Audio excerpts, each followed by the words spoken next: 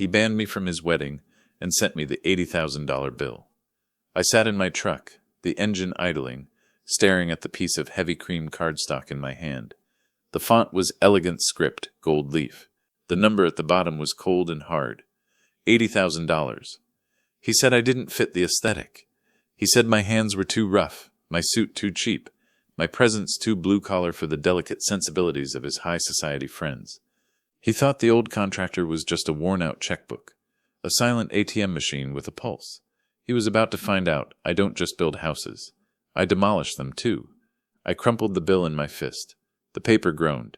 I didn't start the fire, but I was definitely going to pour the gasoline. If you're listening to this, subscribe to the channel and let me know where you are watching from.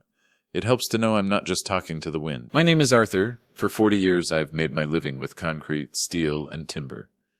I am a general contractor. I know that the integrity of a structure depends entirely on what lies beneath the surface. You can cover a wall with Italian marble. You can hang silk drapes and crystal chandeliers. But if the load-bearing beams are rotten, gravity will eventually stake its claim. I built my company, Sterling Foundations, from the ground up. I started with a beat-up pickup truck and a refusal to cut corners. I built my life the same way. Honest, sturdy, real. But my daughter, she was building her life on a sinkhole. When my wife, Sarah, died 15 years ago, the foundation of my world cracked. We had been a team, a single unit of strength. Without her, I felt like a house with the roof torn off, exposed to the elements. But I had Emily. Emily was our daughter, 10 years old at the time. She had her mother's eyes and my stubborn chin. She was the reason I kept pouring concrete. She was the reason I kept waking up at 4 a.m., my back aching, my hands stiff.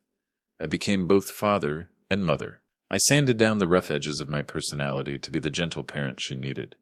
But I kept the steel in my spine. I needed it to protect her from a world that could be unkind. I just didn't expect the danger to come, with a smile and a handshake. Emily grew up to be brilliant, kind, and perhaps a little too trusting. She became a pediatric nurse. It suited her heart perfectly. She saw the best in people. She assumed that if she offered kindness, she would receive it in return. I knew better. In my line of work, you learn to tap the wood to hear the hollow spots. You learn to spot the hairline fractures before they become breaks. And when Emily brought Jason home, I heard the hollow sound immediately.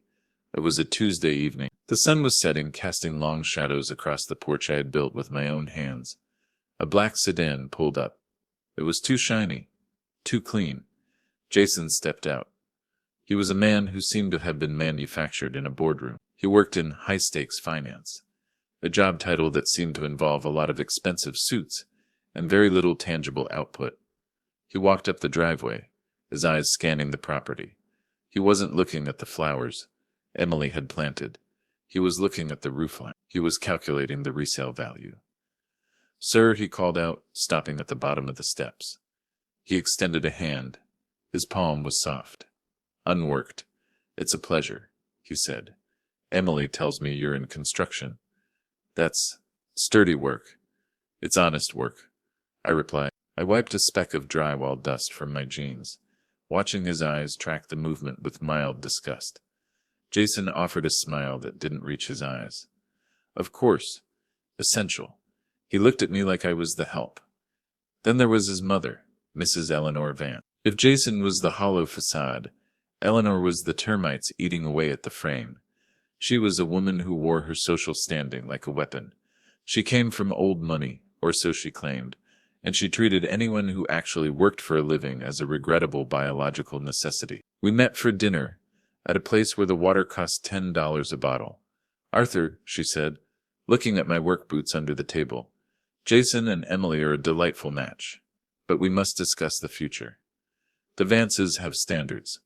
Emily has standards too," I said quietly. She laughed. It was a dry, clicking sound.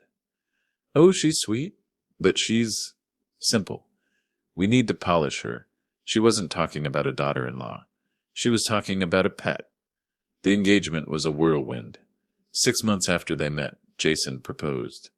The ring looked expensive, huge, flashy, but to my trained eye, It lacked the clarity of a true gem. It was cloudy. Emily was ecstatic. She was in love, blinded by the romance and the promise of a future. I tried to be happy for her. I swallowed my doubts. I told myself that maybe I was just an overprotective father, an old dinosaur who didn't understand the modern world. But the wedding planning revealed the rot. Eleanor took over immediately. She dismissed Emily's desire for a small garden ceremony. "Nonsense, child," Eleanor declared during a brunch where she ordered for everyone without asking. "You are marrying a Vance. The governor is coming. The board of directors is coming. We need the Grandview Hotel." The Grandview was a venue that charged $50,000 just to unlock the doors. "I can't afford that, Eleanor," I said, looking at the menu. "Oh, don't worry, Arthur," she said, waving a hand adorned with heavy gold rings. "We can split it. Though, surely a man with construction business has savings." The way she said construction business sounded like garbage collection. I paid the deposit. I dipped into my retirement fund. I wanted Emily to be happy. I didn't know I was paying for my own execution. The months leading up to the wedding were a slow torture of escalating demands. 3 months before the wedding, Jason cornered me in my study. "Arthur," he said, leaning against my desk. "Emily and I were looking at houses. There's a property in the Heights. It's perfect, but the market is moving fast. We need a down payment. Cash." "I'm paying for the wedding, Jason," I said, looking up from my blueprints. "Right, but think of it as an investment," he pressed, his voice slick. "If you transfer the funds to my account now, I can secure the loan. It's better if it comes from me. Looks more stable to the bank. I'll write the check to the escrow company," I said firmly. His jaw tightened. A vein throbbed in his neck. "Fine," he snapped, "but do it fast. We don't want to lose it." He walked out without saying thank you. He didn't want the house. He wanted the liquidity. I went to my job site the next day. I needed to clear my head. My foreman, Dave, walked up to me. Dave has been with me for 20 years. He's got a face like a dried apple and eyes that miss nothing. He spits when he speaks, a habit from years of chewing tobacco. "Art," Dave said, spitting on the ground. "Saw your future son-in-law in the paper." "Yeah?" I asked. "Yeah, in the business section, or the lack of business section." "What do you mean?" "Word on the street is he owes money." "Big money," Dave said, "to guys who don't send invoices." I felt a chill that had nothing to do with the wind. Dave never lied. If he heard it, it was true. 2 months out, Emily came to me in tears. "Eleanor cut the list," she sobbed. I looked at the revised spreadsheet. My brother Frank, my foreman, Dave, my cousins from upstate, all crossed out in red ink. "She said we don't have room," Emily cried. She filled the spots with Jason's clients.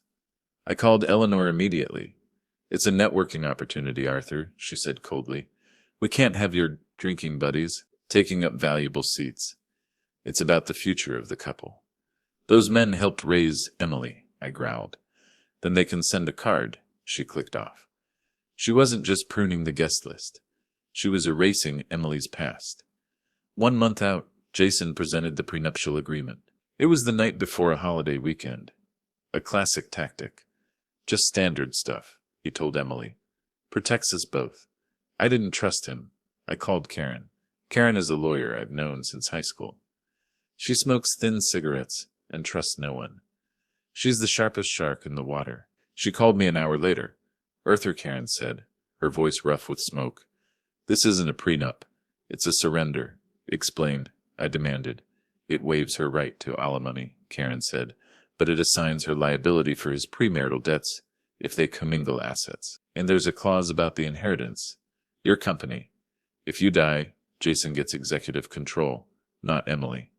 My hand shook on the phone. "He wants my company? He wants everything, Art," Karen said. I confronted Jason. He played innocent. My lawyer must have made a mistake. "I'll have it fixed." He never fixed it. He just delayed. He thought I was stupid. He thought I was just a man with a hammer. I drove Emily to her final fitting. I waited in the lobby. The walls were thin. "Suck it in, Emily," I heard Eleanor snap. I froze. "My God, have you been eating carbs?" Eleanor hissed. "You look like a sausage, encasing." Jason likes slim women. If you get fat, he will stray. It's the Vance way. I stood up. I wanted to kick the door down. Emily came out with red eyes. She said it was allergies. She looked smaller, defeated. They were breaking her. Piece by piece. 2 weeks before the wedding, Jason called me at midnight. "Arthur, I'm in a bind." He sounded frantic. "A bad trade. I need 10,000. Just for a week. I promise." "Is this gambling, Jason?" I asked. "No, it's the market. Just wire it. Don't tell Emily. She worries too much." I didn't wire it. I hired a professional instead. I called Miller. Miller is an ex-cop turned private investigator. He smells like stale coffee and cheap tobacco, but he finds dirt like a truffle pig. "Find out everything," I told him. Miller met me at a diner 3 days before the rehearsal. He slid a folder across the table. It was thick. "It's bad, Art," Miller said. I opened it. "Jason isn't a financier," Miller said. "He's a gambler. He's in the hole for nearly $500,000. Sports betting. Poker." I turned the page. "And Eleanor?" Miller pointed. "She's leveraged to the hilt. Her estate is in foreclosure. They aren't rich. They're drowning." I stared at the numbers. "They see you and Emily as the life raft," Miller said. "They need her trust fund. And they need your company." I held the folder. The evidence was there. The debts. The lies. The desperation. Violence is easy. Destruction requires engineering. "There's one more thing," Miller said. He motioned to the booth behind us. A woman stood up. She looked tired. Her hands were worn. "This is Lydia," Miller said. "She was Eleanor's housekeeper for 10 years. She fired me last month," Lydia said softly, "because I asked for my back pay." "Lydia," I said, "what do you know?"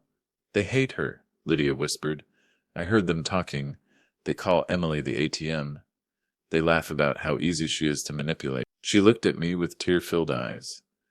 "Don't let her marry him, Mr. Sterling. They will eat her alive." They weren't just thieves. They were predators.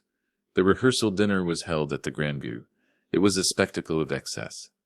Lobster, champagne, a string quartet. Eleanor presided over it like a queen, wearing diamonds that I now suspected were paste. Emily looked exhausted.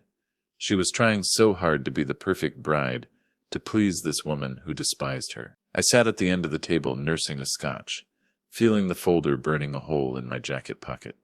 I needed a moment. I needed to think. I excused myself and walked toward the terrace. The French doors were locked. I turned down a service hallway. The hallway was dimly lit, lined with carts of dirty dishes.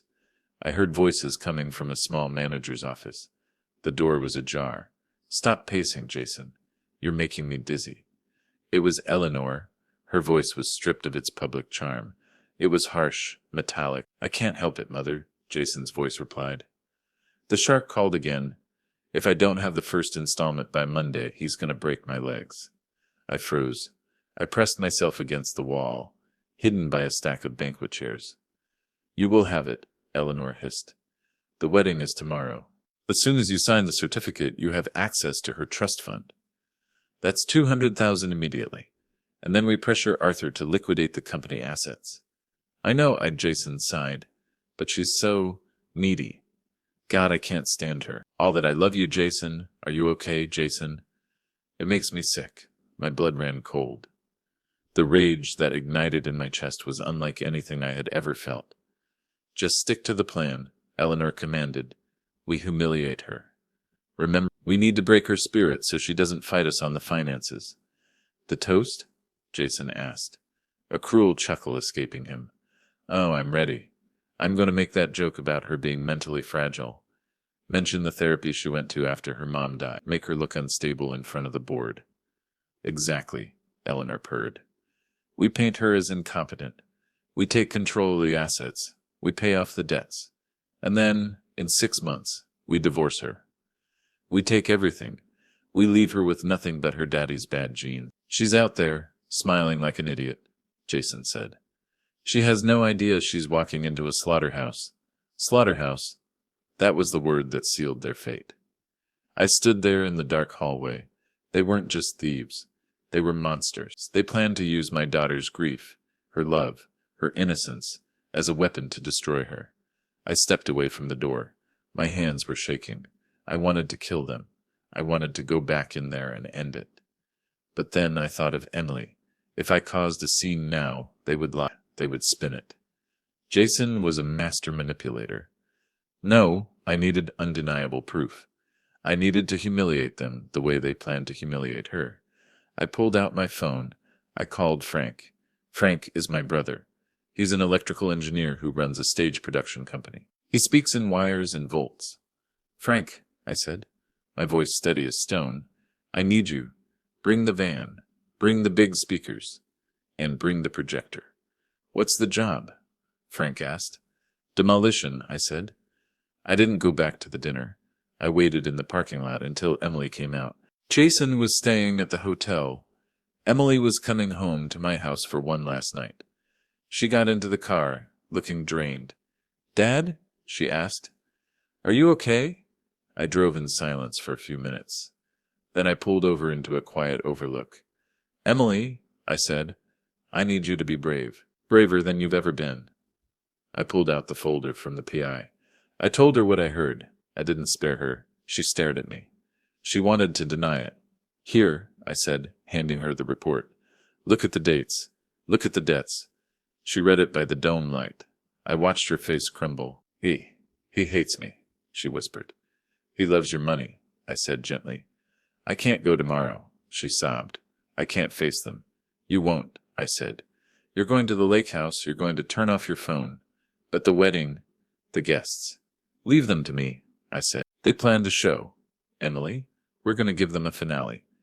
If this story is keeping you on the edge of your seat, please hit the like button and don't forget to subscribe. It helps our channel grow and bring more stories to light. We worked through the night. Frank met us at the venue at 3:00 a.m. We bribed the night security guard, Sam again. He winked and unlocked the door. We went to the recit hall. The centerpiece of the room was the cake table, a massive, round table draped in heavy gold-embroidered velvet, positioned right in the center of the dance floor. The 6-tier cake was already there, towering like a monument to greed. Under here, Frank said, crawling under the table, we rigged it. We mounted a high-definition projector to the base of the table leg, pointing outward. We set up a motorized screen that would drop down from the underside of the table rim. We wired a massive subwoofer and speaker system directly to the table legs, hidden by the thick velvet cloth. And then we loaded the ammunition. Frank had hacked Jason's cloud account using the password Jason had foolishly shared with Emily for Netflix. We found the emails, the texts, the gambling sites. We made a video. The sun rose on a perfect day.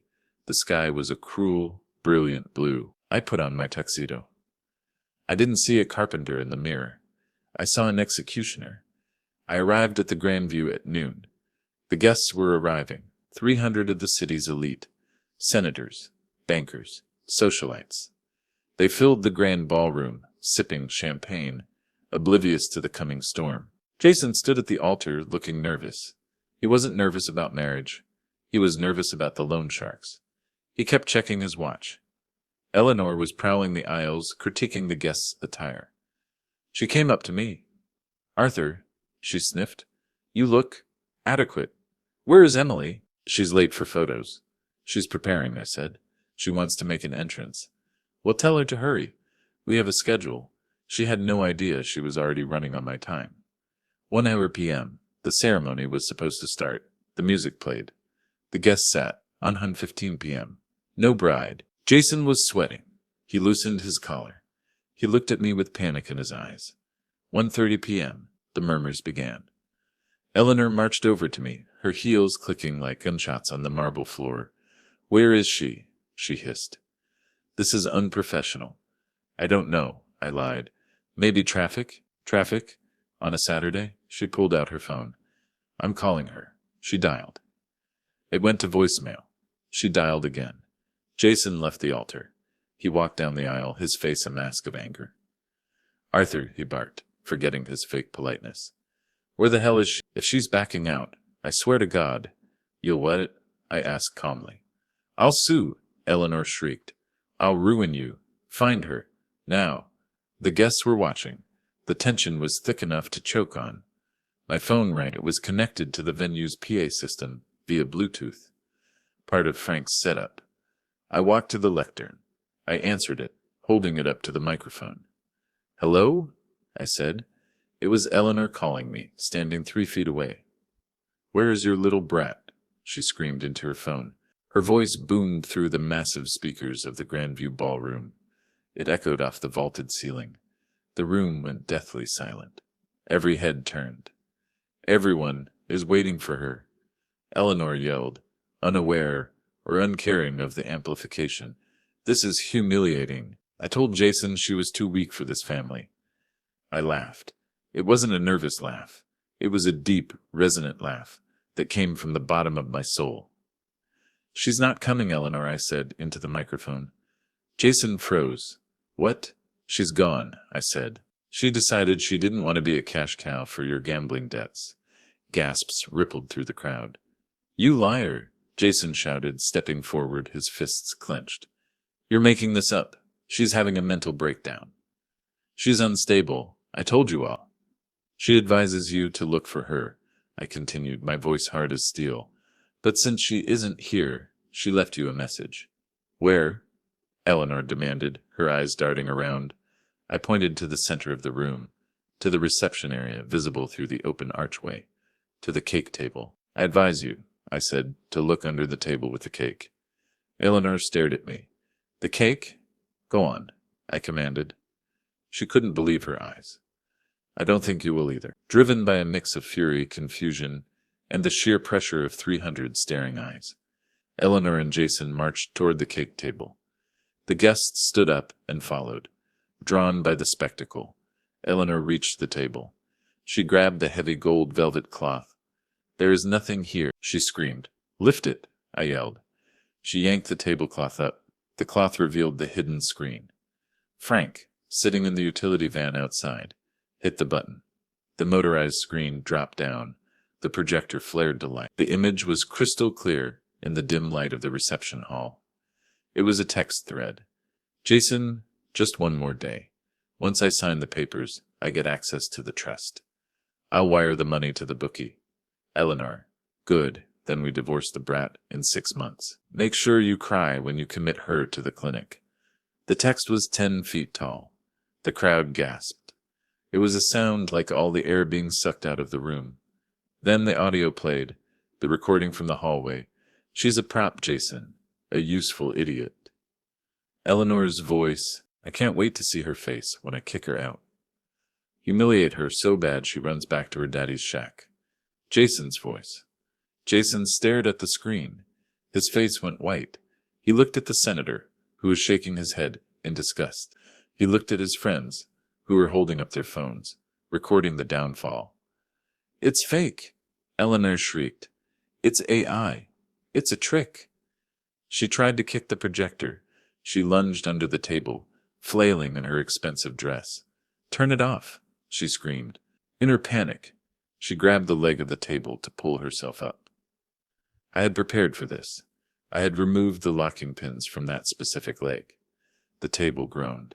"Mother, watch out," Jason yelled, lunging to grab her.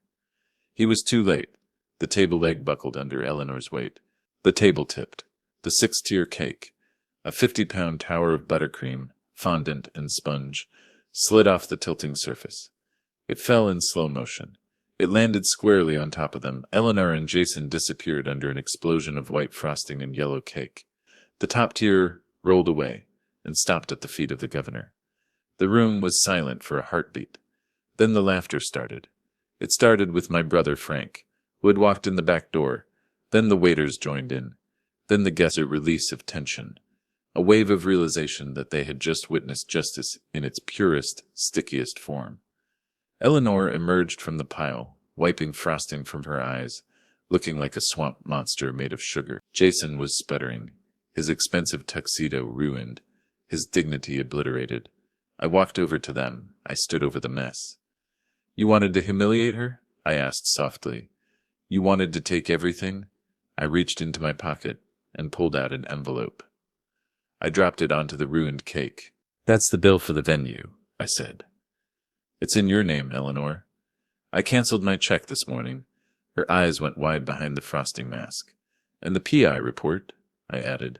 That's on its way to the district attorney. I think they'll be interested in your loan applications. I turned and walked away. Where are you going? Jason screamed after me, his voice cracking. To see my daughter, I said. She's waiting for me. I drove to the lake house. The sun was setting, painting the sky in colors of fire and peace. Emily was sitting on the end of the dock, her feet in the water. She looked up when she heard my boots on the wood. Did you do it? She asked.